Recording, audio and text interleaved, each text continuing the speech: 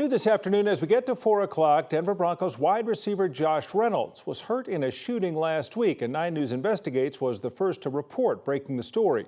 Thanks for joining us at 4. I'm Tom Green. And I'm Alexandra Lewis. Reynolds was treated for injuries initially thought to be serious, but now they're considered minor. Kevin Vaughn from 9 News Investigates broke the story and joins us now. Kevin, can you walk us through what went down here?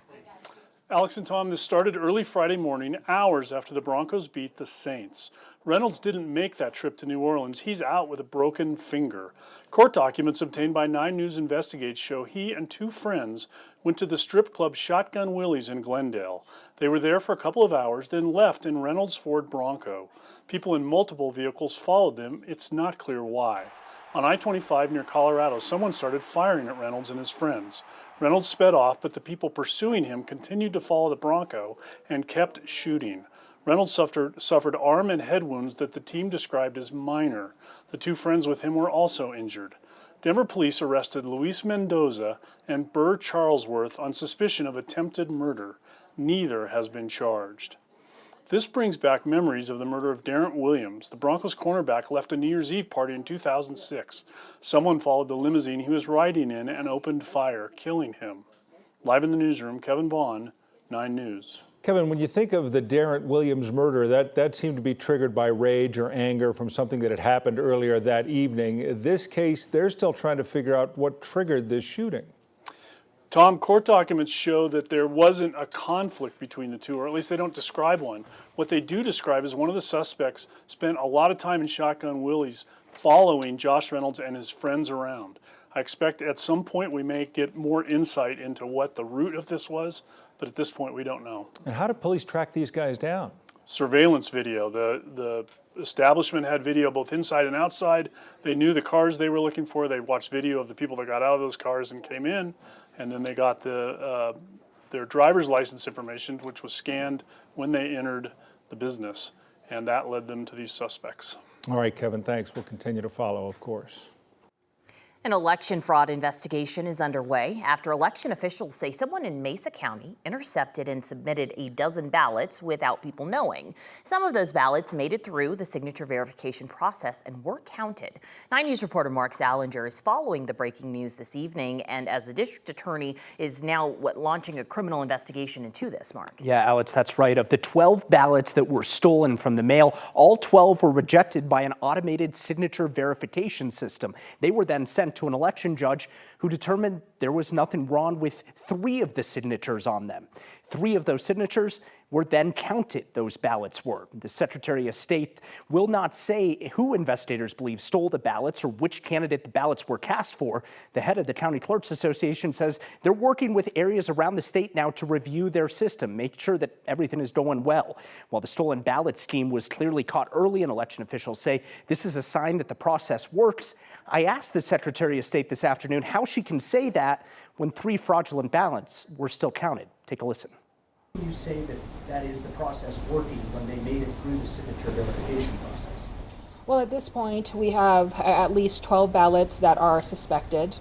The county clerk discovered the issue relatively quickly and put processes in place to stop any further detriment. In terms of the signature process, signatures on the back of mail ballots are verified by an election judge. And if there's any questions as to the signature, then there's a secondary review by bipartisan election judges. We know those 3 ballots that were counted did not make it to that secondary review with 2 judges because the first judge determined that there was nothing wrong.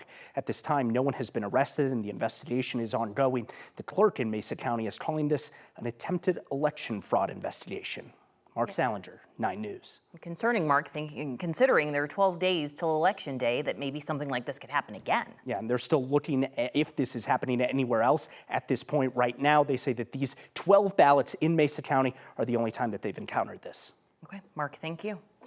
Today we learned that a produce grower based in California that has locations in Colorado is the source of the E. coli outbreak that killed a Coloradan and got nearly 50 people sick over 10 states. The investigation found fresh onions were the source. Meanwhile, a Coloradan is part of the first lawsuit against McDonald's over the outbreak. A man from Greeley says he was hospitalized after eating a quarter pounder at a McDonald's there. The suit says that Eric Stelly ate a burger on October 4th and went to the emergency room 4 days later. A stool sample later confirmed that he got E. coli from McDonald's. McDonald's is not yet commenting on the lawsuit, but they did pull quarter pounders from 20% of their restaurants. The investigation into the slivered onions has led to an onion recall by U.S. Foods. The recall is for California-based Taylor Farms, which has a warehouse in Colorado Springs. That's according to a letter provided to 9 News by the restaurant chain Illegal Pete's. McDonald's says Taylor Farms sent the onions to a distribution facility, but they won't say which facility that is. The letter from U.S. Foods urged customers to stop using yellow onions from Taylor Farms that were either whole or diced. Several fast food restaurants like Taco Bell, Pizza Hut, KFC, and Burger King have pulled onions from their menus. Let's take a peek outside our studio here at Spear and Logan. Warm temperatures, blue skies sticking around through the week. However, there are changes coming. Lauren Robinson knows about that. She's going to share some of that with us now. Hi, Lauren. Hi, I like that however, big changes ahead, dun dun dun. In the meantime, though, we do have those gusty winds across the Front Range and Eastern Plains, gusting around 20 miles per hour around the Denver metro. But off to the north, you can see 45-mile-per-hour wind gusts up in Buckeye. And then to the northeast, we're seeing 36-mile-per-hour wind gusts in Fort Morgan, 41-mile-per-hour wind gusts in Wiggins. That just updated itself. So because of these gusty winds and the dry air along with it, we have these fire weather alerts in effect. So we have red flag warnings in place across the Front Range and Eastern Plains through the rest of the afternoon for the next couple of hours or so until 6 o'clock. This means gusty air, dry air. We're going to continue to watch for increased fire concerns. As we move through the next few hours, we're going to stay in the 60s through around 6 o'clock. And as we're going through dinner time, temperatures drop into the 50s and then 40s by bedtime. But overnight, we're going to see those lows near 38 degrees in Denver. Other areas of the Front Range and Eastern Plains will get even cooler than that. So we're going to watch for a frost advisory overnight tonight and into tomorrow.